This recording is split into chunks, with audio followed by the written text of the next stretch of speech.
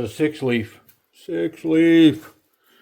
made in Yangjiang, China. And they've got really good boxes, man. These things, when you buy these, they come from China in this box in a bubble pack. I mean, so when they, obviously, I think if you buy them in bulk, then they come in a bigger box. But like if you just buy one on eBay, same thing with Tucson. If you buy one, it comes in a bubble pack, a tiny little bubble pack, all the way from China. And I've never had one of these. Knock on wood or my head. I've never had one crushed when I get it. These boxes hold up, but the Tucson's hold up too. And they're not near as stout as that. Anyways, enough about boxes, man. Look at this thing. I was excited for one of these. I don't even know what it is, but they have put two elements in the carbon fiber. One looks to be aluminum, the little silver specks, and the blue, I don't know what it is, but it's neon. And so it looks like it's got little LEDs in the carbon fiber. Very cool. I mean, they could ruin carbon fiber forever doing stuff like this because it's awesome. I don't feel anything. It's on the back too. Let's get this blade out. What is this? Yeah, look at this thing, man. I believe this has got that RWL PMC steel. This is a SL-73 RIHE design. And then it's got the Sixleaf logo on this side. Stout. All these knives. They've had a rush of these bigger, bulkier titanium, Damascus, zirconium, just all kinds of stuff going on with these bigger knives. And they use a lot of this, that RWL, 34 PMC 27 Damascus steel. And that's some legit stuff. I mean, if you go read the write-ups on that stuff, I mean, of course, anybody can write anything, but, at some point you gotta decide if you're going to believe what's said about some stuff. But, the verdict on that steel is that it's pretty solid. I will say that I'm guessing that Damascus pattern goes into the milled part in the blade because I can feel it. I can feel the bearings running on it. It's not horrible, but the bearings are definitely running on that steel. Feels kind of bumpy. Maybe gritty's the word. I mean, not really gritty, bumpy. Like I can feel the bearings running on an uneven surface. Thumb flick. Spidey flick. I mean, it's tuned pretty good out of the box. And yeah. Yeah, buddy. Back flipper. Got some nice jimping on it. Very cool. Now let's get in it. Let's take a deep dive.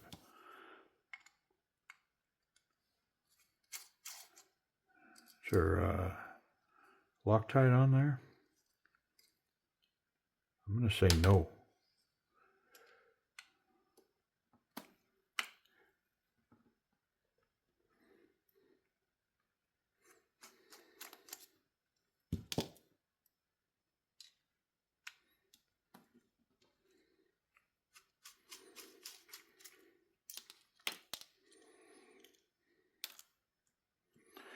I'm guessing those are steel screws up against titanium because they felt like they were biting. Yeah, they are. Yep.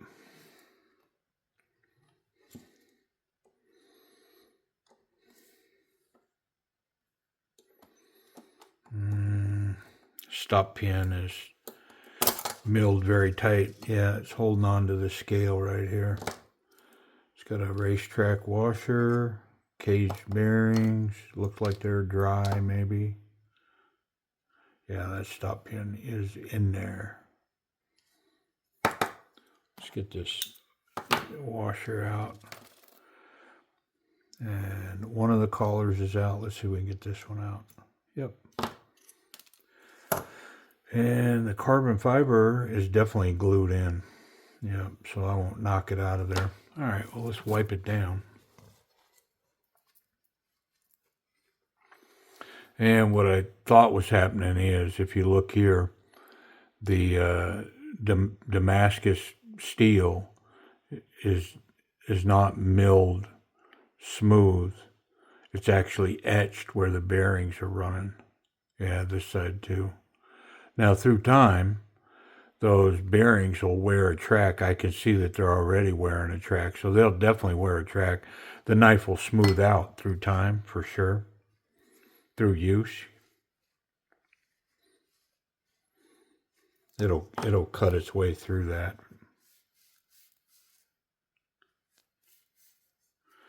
I mean, knife's pretty clean.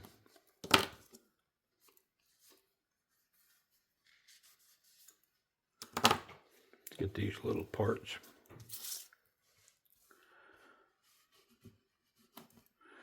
I mean, man, they've been hitting homers with these big knives. You like large knives.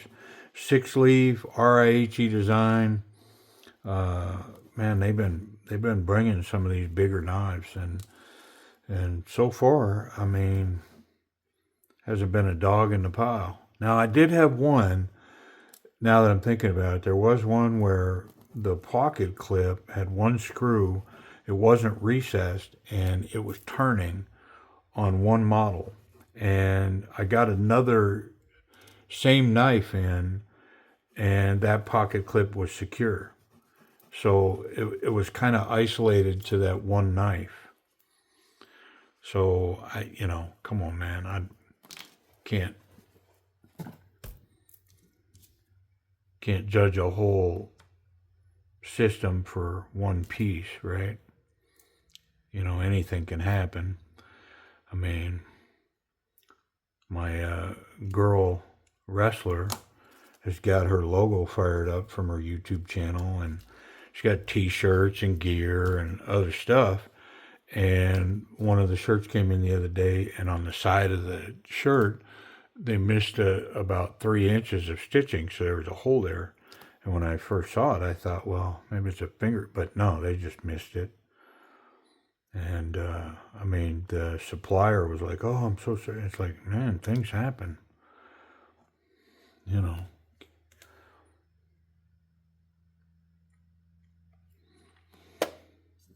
Yeah, sometimes we get so wrapped up that if things aren't 1,000,000% perfect, people can. What's that old saying? Throw the baby out with the bathwater or whatever. It's like sometimes you just gotta catch your breath, man. Things happen. But I get it, man, because I've had a moment in my life where I was wrapped pretty tight too, and I wasn't very grounded, struggling with stress, I guess.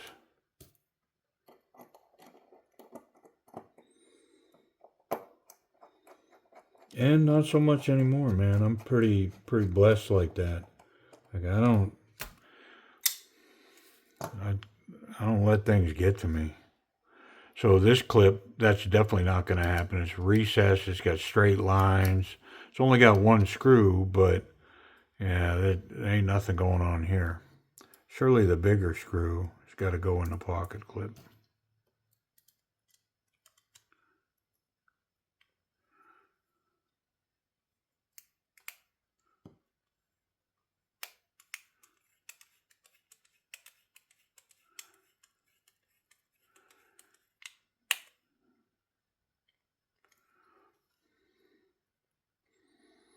feel like my bit is rounded over a little bit.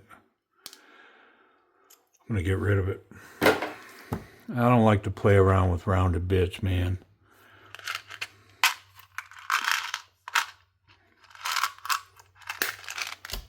Yep, I don't like it. Because what if that rounded bit rounds off the milling on my screw? Yeah, the big one goes there. Gotta flip-flop those.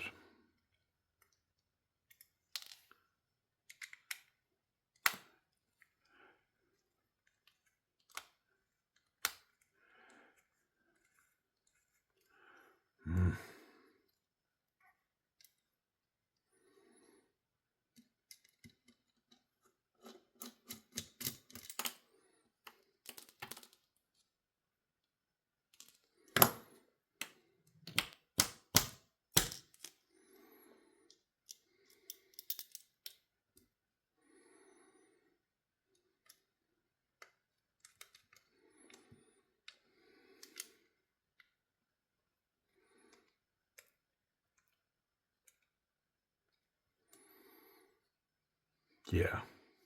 Okay.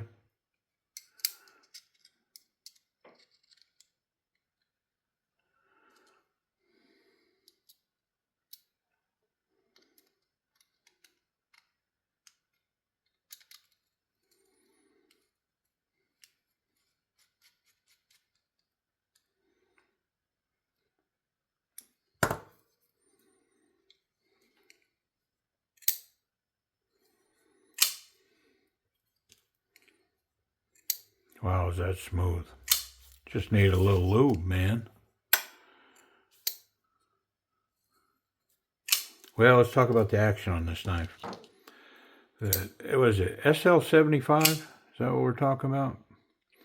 I might have been able to lighten up that detent a little bit, but it's solid. It's a SL-73, which you knew that. You saw it on the video. Centered blade, back flippers, very snappy. Spidey flick. Yep. Access to the thumb studs is really nice. Access to the lock bar. This is lowered, scalloped out here, and so reaching in is pretty intuitive. Not a lot of tension on it, so very easy to function. You know, could function this over and over all day long, and it's not going to cause any discomfort.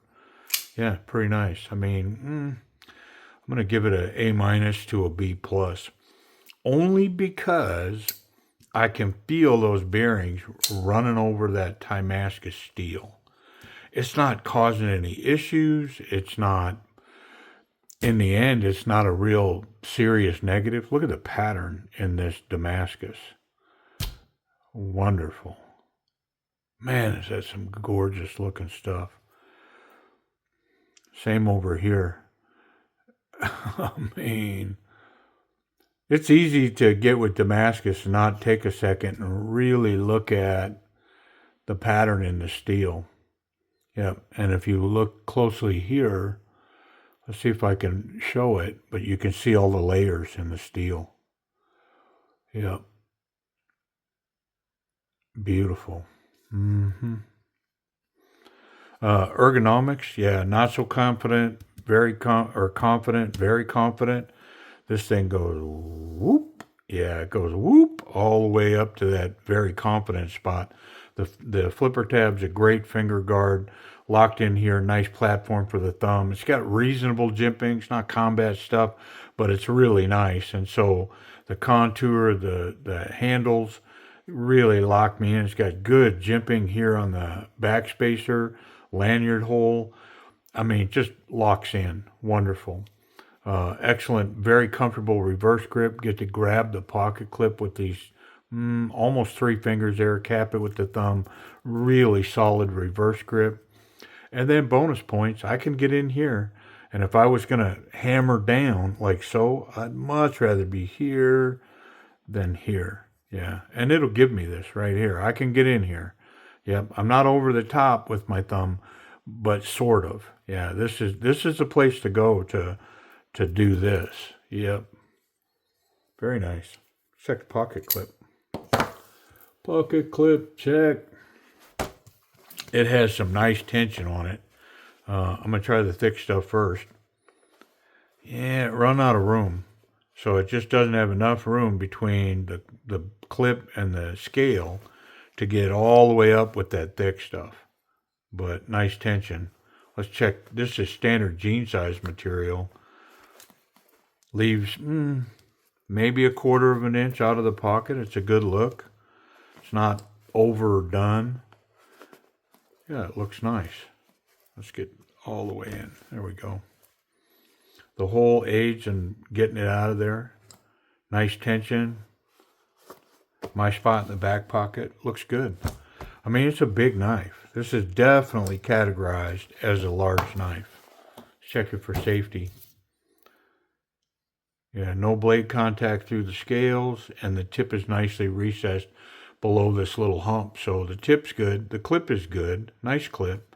And I can handle this knife any way I want, and I'm not going to catch the sharp parts. Let's check the closed detent. Very snappy. Yep. Hold that blade in. Let's check the lock.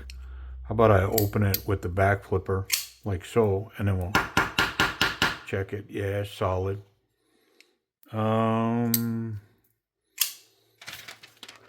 Let's check that blade steel.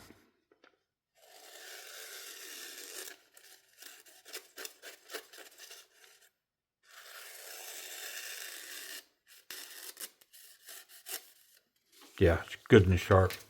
Nice and sharp. And what a beautiful piece, man. I dig it. I like it. The Sixleaf SL-73. It's got this beautiful carbon fiber. It's got little twinkly blues and silvers in there.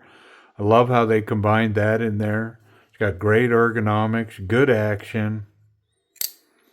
And it'd be great action if you just run that knife. Just use it. You know what I mean? All right. Well, let's figure out a price. How much are these? Okay. I think that you'll be able to find these over at Timber's Edge, timbersedgeknives.com.